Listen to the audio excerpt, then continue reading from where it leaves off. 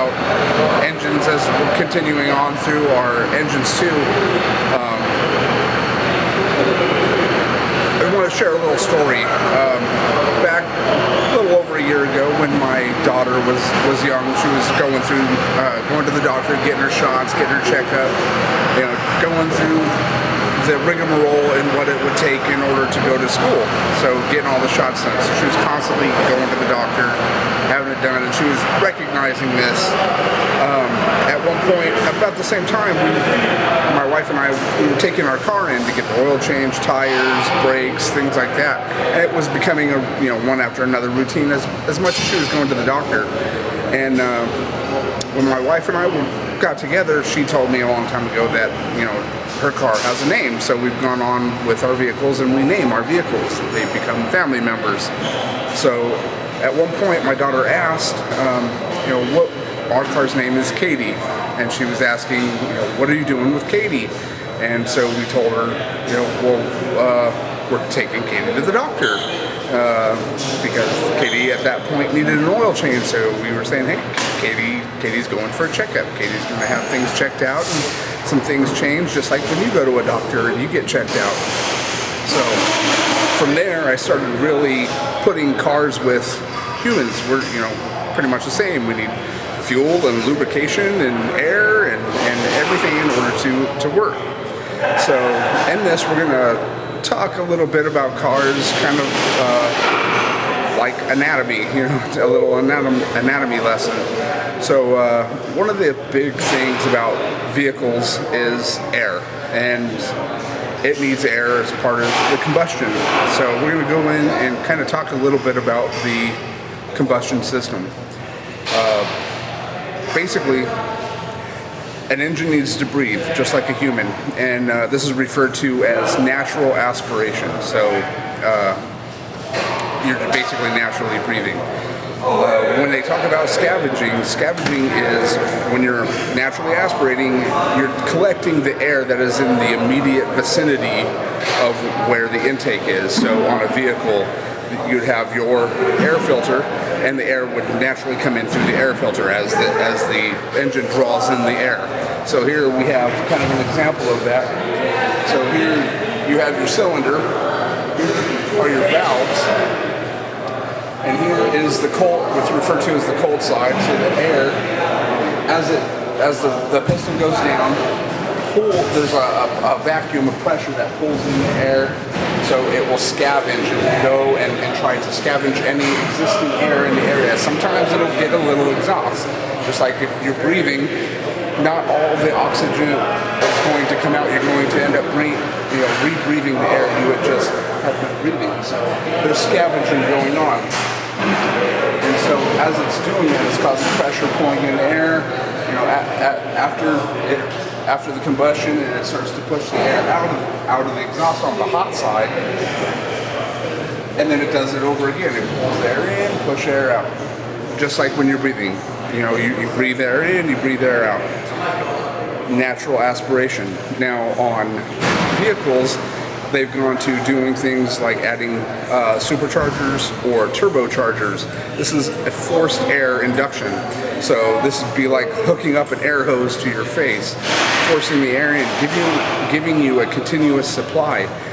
This also pressurizes the system.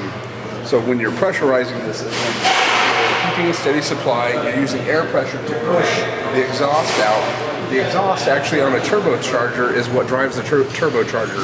When it comes through, and I'll show you a little bit, I'll have a turbocharger.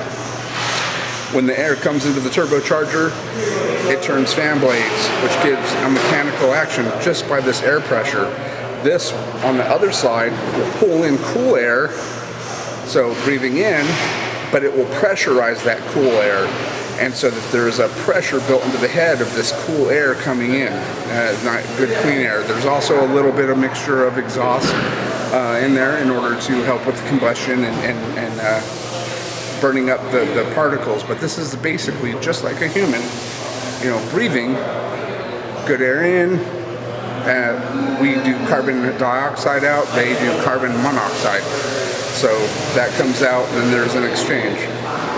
There's other things on the exhaust side on the hot side, there'll be particulate filters that will actually burn off the things that were not fully burnt in the combustion chamber. So all the excess that comes out of there on the exhaust side gets burnt up. There's a heating element on vehicles. It's like a catalytic converter. You know, this pack that heats up and then burns away everything. They're starting to do it on the diesel side now too.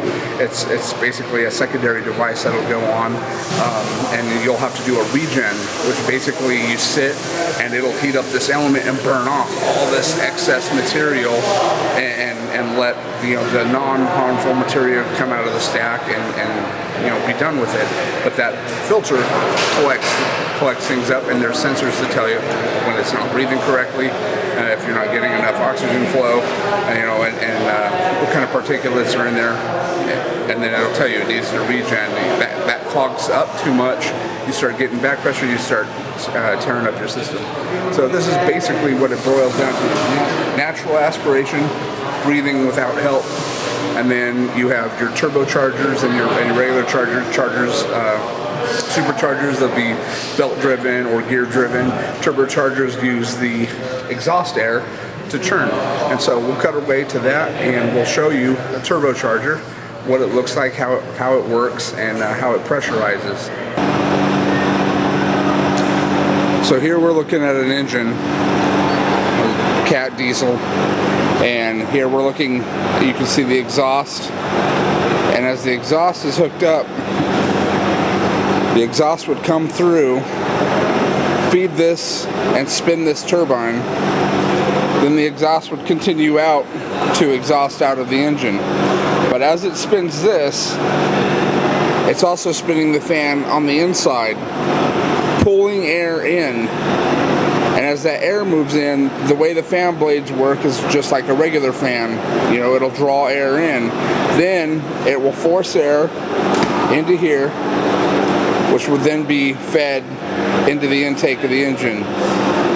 And this, from here to here, would be pressurizing the head. So this wouldn't be so pressurized, it would be more like a vacuum sucking the air in, pumping the air out and into the head. Then, as the air goes in, it'll help with the aspiration of the engine, becoming basically a forced air intake, all powered by the exhaust. So you'll have this continuous pressure going around, and you'll have your oil galleries, because basically you'll have to have it lubed, sitting where the bearings are, so that you have this easy flow.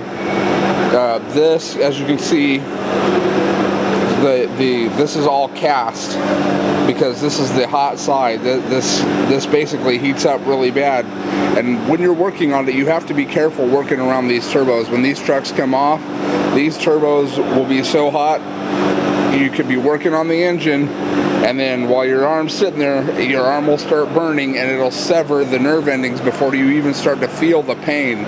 You'll probably actually smell burning flesh before you actually feel the sharp pain of it.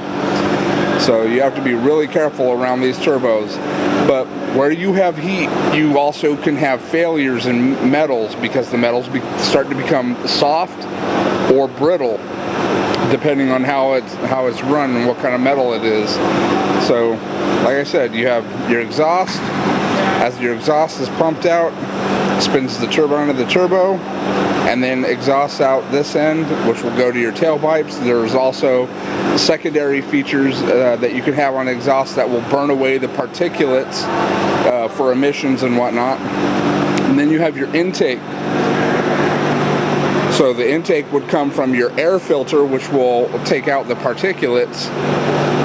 It'll come in, feed in, pressurize, and then be sent into your intake for compression.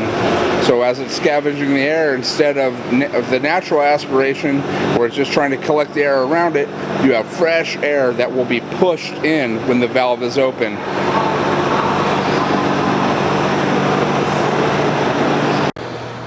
That's right.